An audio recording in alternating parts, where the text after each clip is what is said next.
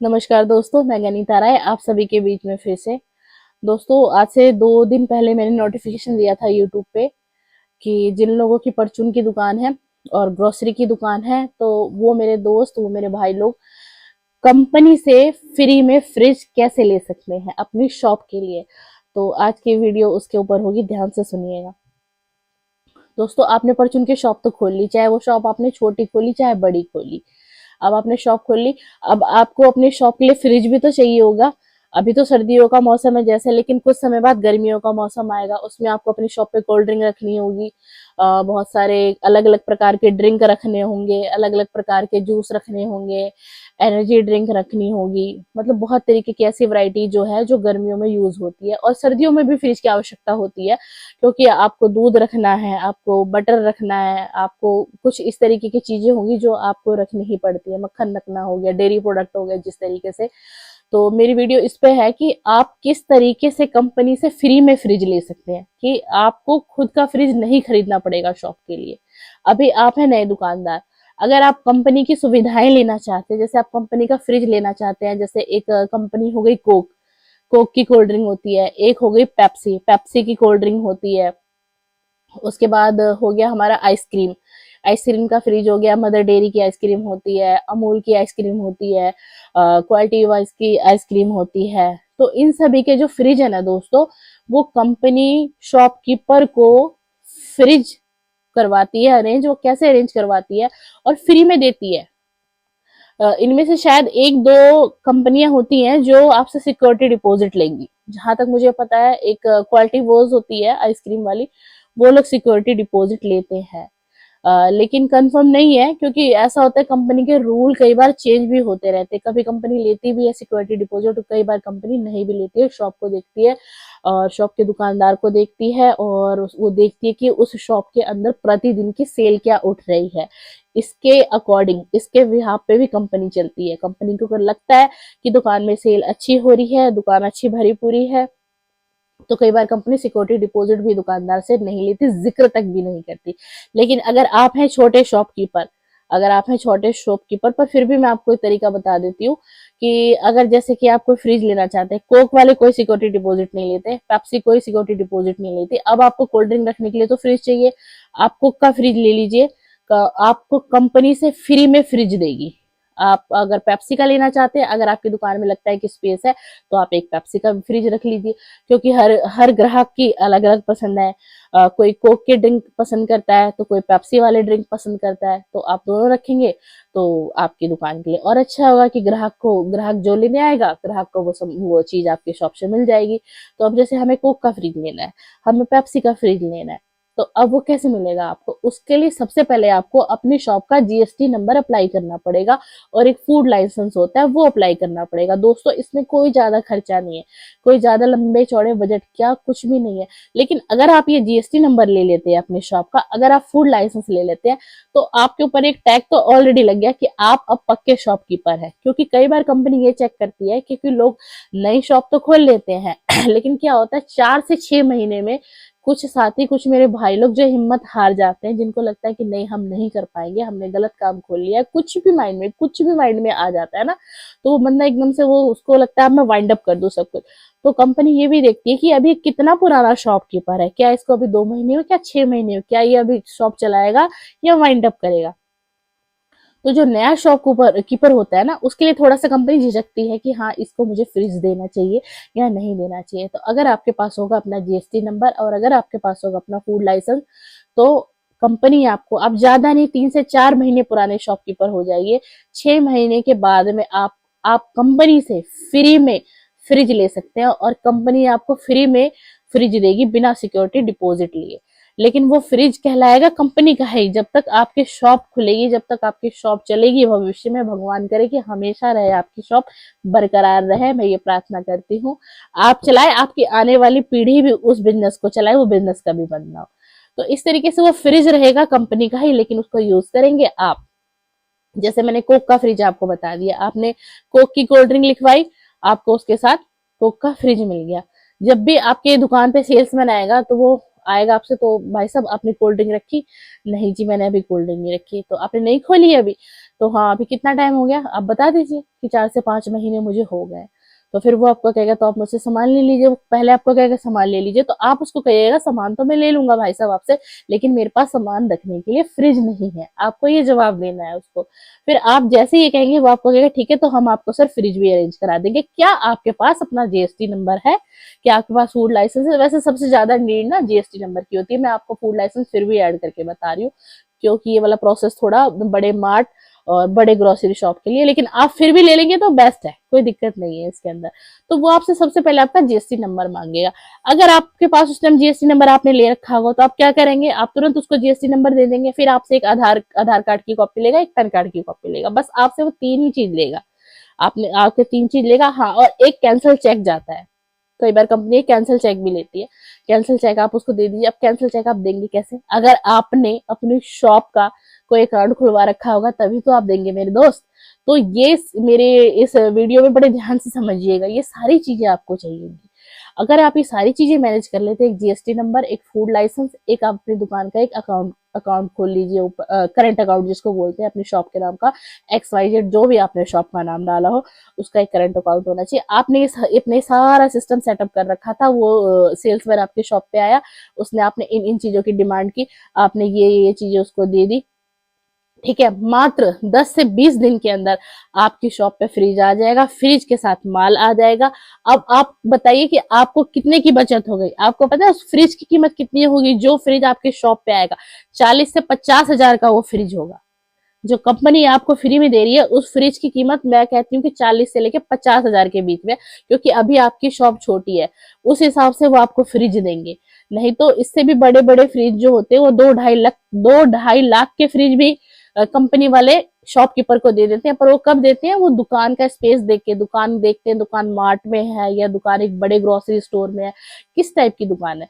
तो फिर भी आपकी दुकान के लिए भी कंपनी 40 से 50 हजार का फ्रिज आपको दे रही है, और वो फ्री में दे रही है, विदाउट सिक्योरिटी डिपॉजिट की दे रही है, और अपना माल दे रही है।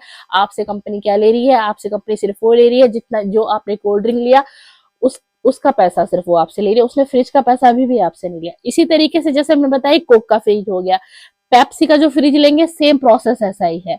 अब आ जाइए अब आइसक्रीम वाले फ्रिज पे। चाहे आइसक्रीम आप मदर डेयरी की रखिए, चाहे आप आइसक्रीम अमूल की रखिए, चाहे आप आइसक्रीम क्वालिटी वॉश की रखिए, यहाँ पे भी आपको कोई सिक्योरिटी डिपॉजिट नहीं देना। सेम जैसे मैंने आपको बताया कोक में पेप्सी में होगा, उसी तरीके के डॉक्यूमेंट आपके इन वाले फ्रिज में भी लगेंगे।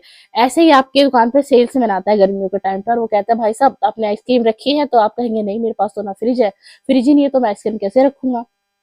आपको सीधा ही जवाब दे रहा है कि मेरे पास, मैं आइसक्रीम तो ले लूंगा आपकी, लेकिन मेरे पास फ्रिज भी तो नहीं है, मुझे तो फ्रिज चाहिएगा। आप सिर्फ इतना ही उसको बोलिए सेल्समैन को, वो आपको खुद बोलेगा कि हम आपको फ्रिज भी अरेंज कराएंगे। फ्रिज भी अरेंज कराएंगे क्योंकि हम आपको आइसक्रीम देंगे। तो आप बोल दीजिए ठीक है दे दीजिए, आप उसको ऑर्डर लिखवा दीजिए जो थोड़ा आपका रनिंग आइटम में आइसक्रीम है थोड़ी बहुत, जिस हिसाब से धीरे धीरे आपको आइडिया लग जाएगा। आप उसको बोलिए अभी स्टार्टिंग की रेंज दे दीजिए मेरे को, धीरे धीरे मेरे आइसक्रीम की सेल बढ़ेगी तो मैं आगे आपको ऑर्डर लगाता चला जाऊंगा। अब आपको वो आइसक्रीम का फ्रिज, चाहे वो मदर डेयरी का मिला, चाहे अमूल का मिला, चाहे क्वालिटी वॉश का मिला, ये 3 आइसक्रीम ब्रांडेड है, ये ब्रांड है, मदर डेयरी ब्रांड है, अमूल ब्रांड है और क्वालिटी वॉश, ये सबसे बेस्ट 3 ब्रांड होते हैं ये। आप इन तीनों में से कोई एक भी रख लीजिए। आप मदर डेयरी रख सकते हैं, बेस्ट है। आप अगर क्वालिटी वॉश भी रखते हैं बेस्ट है, अगर आप अमूल की भी रखते हैं तो भी बेस्ट है। आपकी दुकान अभी छोटी है, आपके लिए सिर्फ एक ही बहुत है, ठीक है। ये दूसरा स्टेप हो गया। अब आ जाइए आप डी फ्रीजर पे। एक डी फ्रीजर होता है मेरे दोस्तों। डी फ्रीजर क्या होता है? डी फ्रीजर आपको मल्टी काम करेगा। उस डी फ्रीजर में आप डेयरी प्रोडक्ट भी रख सकते हैं, टेम्परेचर लेकिन सेट करना पड़ेगा आपको। कोल्ड ड्रिंक भी रख सकते हैं आप, पानी भी रख सकते हैं, क्योंकि गर्मियों में बहुत सारे लोग कहते हैं कि बहुत ठंडा चिल्ड पानी चाहिए एकदम, तो डी फ्रीजर बहुत उसमें काम आएगा। अब डी फ्रीजर आपको कैसे मिलेगा? डी फ्रीजर आपको ऐसे मिलेगा, आपने देखा होगा कि मकैन के प्रोडक्ट आते हैं, मकैन के प्रोडक्ट आते हैं, यमीज के प्रोडक्ट होते हैं जो कि उबले हुए पैकेट में पैक होते हैं। सिर्फ आपको अपने किचन में जाना है, फ्राई करना है, डीप फ्राई करना है और उसको खाना है, मतलब स्नैक्स वगैरह होते हैं इस टाइप के। और उसका टेम्परेचर कुछ इस प्रकार से होता है कि वो वाली आइटम जो है सिर्फ डी फ्रीजर में ही स्टोर हो पाती है, अदर स्टोर नहीं हो पाएगी। जैसे आप देखेंगे सफल का मटर होता है, हम सफल का मटर लेके आते हैं मदर डेयरी वगैरह से, तो वो भी डी फ्रीजर में ही स्टोर होता है।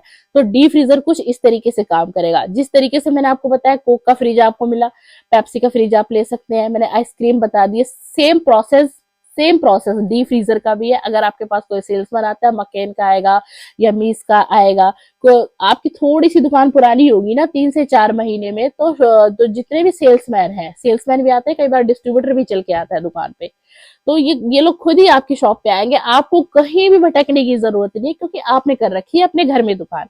तो कोई बात नहीं, समय लग रहा है 4 महीने 5 महीने, आप देखिएगा आपकी दुकान भी धीरे धीरे चलना स्टार्ट हो जाएगी, और जो सेल्समैन है वो भी आपके शॉप पे खुद ही विजिट करना शुरू हो जाएंगे, वो खुद ही आएंगे। आपको बैठे बैठे फ्रिज भी मिलेगा, बैठे बैठे आपको डीप फ्रीजर भी मिलेगा, बैठे बैठे आपको बहुत सारी सुविधा मिलेंगी। तो कुछ इस तरीके से मेरे दोस्त आप कंपनी से फ्री में फ्रिज ले सकते हैं। चाहे वो पेप्सी का फ्रिज हो गया, चाहे वो कोक का फ्रिज हो गया, चाहे चाहे वो मकैन का फ्रिज हो गया, चाहे वो यम्मीज का फ्रिज हो गया, चाहे वो डी फ्रीजर हो गया।